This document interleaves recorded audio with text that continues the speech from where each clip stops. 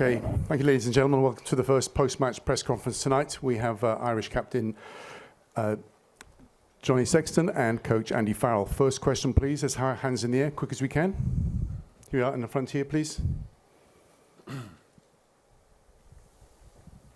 Andy, Johnny, commiserations. Can I ask you both just where you feel that game was lost? Fine margins and all that, you know, getting held up over the line from a maul, very close to the end, which could have sealed the game.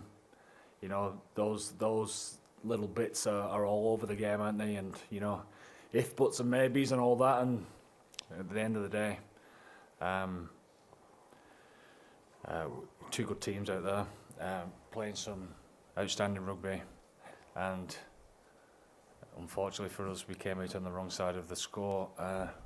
Sport can be cruel sometimes, I suppose. That's why we love it so much. But you know what, Rory? I suppose I'll reflect on it more over the coming days. But my initial feeling is that I'm unbelievably proud of the group, of how they've handled themselves, not just today or through the tournament, but how they've handled themselves as people over the last couple of years. So that would be my overriding feeling.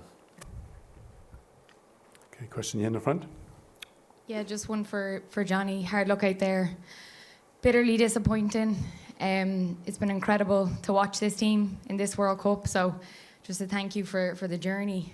For yourself, Johnny, how would you sum it up, and your time in this green jersey, how proud you are of all the lads and everything you've achieved?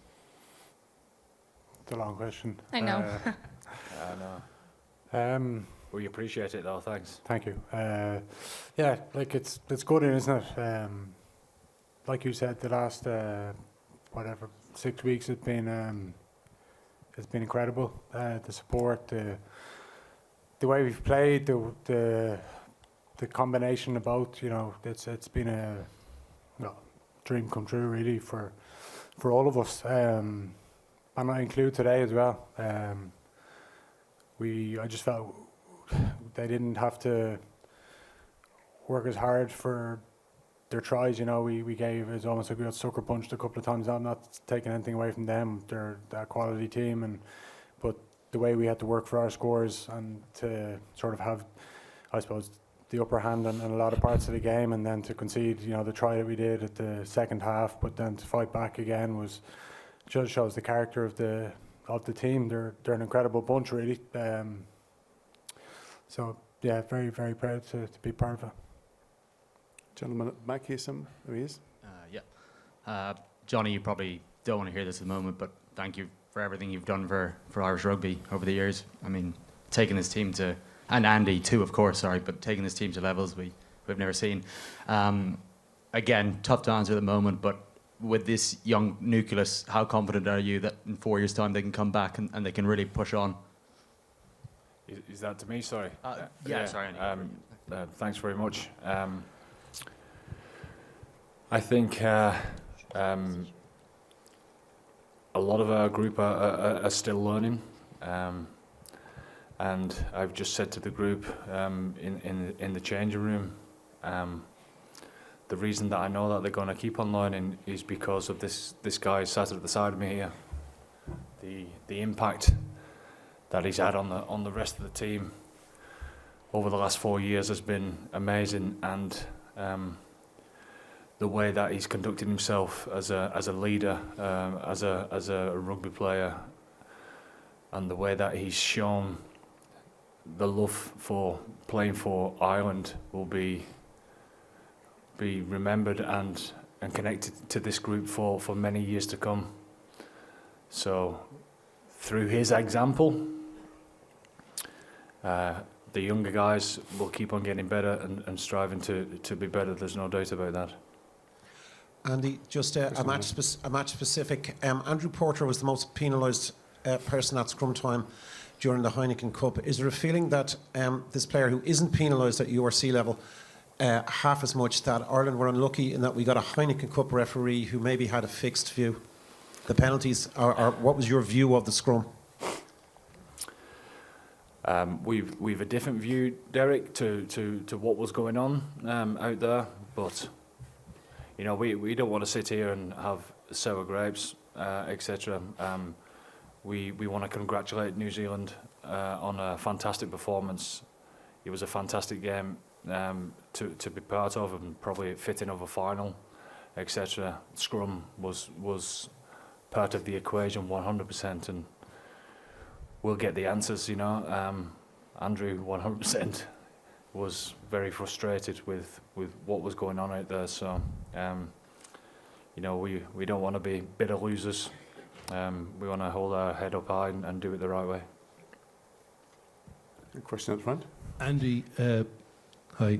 Hi. Ian Foster said yesterday that when it comes to knockout rugby, you don't want to die wondering, and he said New Zealand didn't want to die wondering. Is it some consolation to you after that performance that, you know, you didn't go out wondering? It looked like everything was left there. It is. I mean, if you go out with a whimper, it's pretty hard to take, isn't it? We deserve a little bit more of ourselves than that, and we didn't, did we? You know, when New Zealand put pressure on people and get the scoreboard ticking over, and it was 6-0, and obviously we give 3 penalties away at the start of the game that gave them the soft points there, and then they scored next as well, and all of a sudden, you know, we've seen time and time again with this team, the All Blacks, that is, just take the game away from people, and these guys, they kept on believing in themselves, and rightly so, because of the rugby that they're able to play under pressure.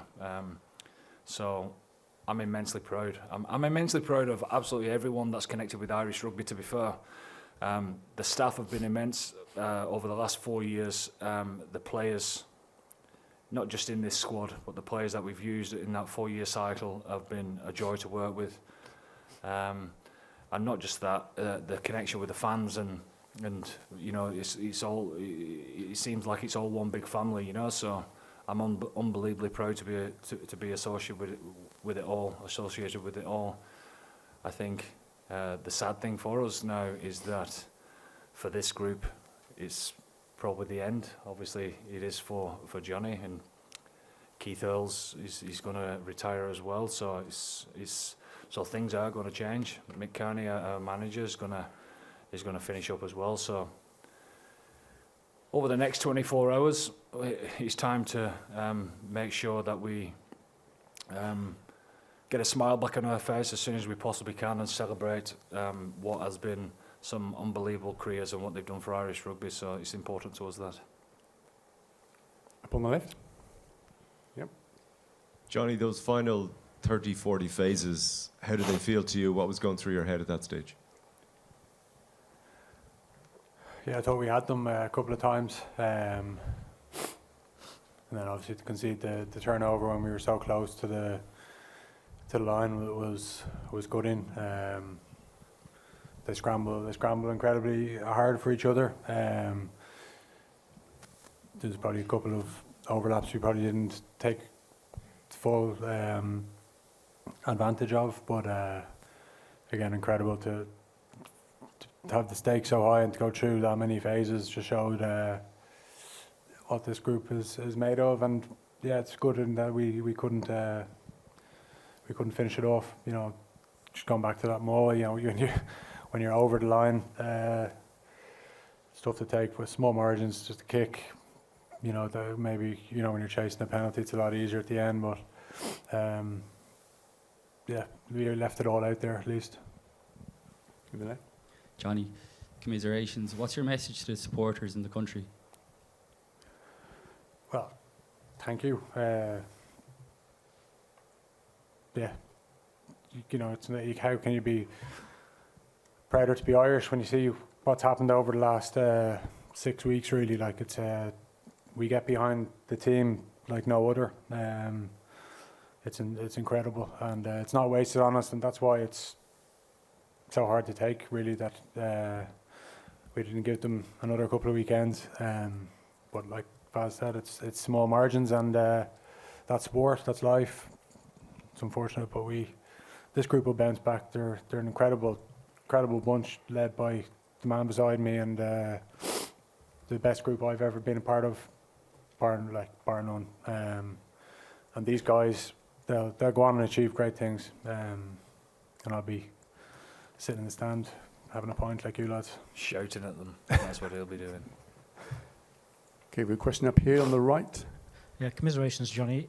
What's next for you, both short term and long term, and how do you reflect on your final year overall? I mean, obviously you had a couple of injuries, you had the suspension, but you also had the Grand Slam and a fantastic World Cup journey as well. Yeah, the last couple of years have been definitely, in a green jersey anyway, the most enjoyable of my career. Definitely, the group, the way Faz leads us with the other coaches. You know, everyone runs into camp, never wants to leave.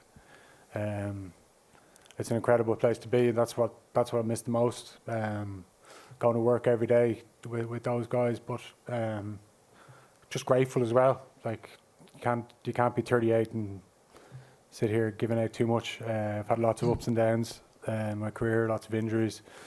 Yeah, so I'll probably reflect more over the next couple of weeks and take a bit of time off and spend it with my family and yeah, see what happens. Okay, another question at the back on the right.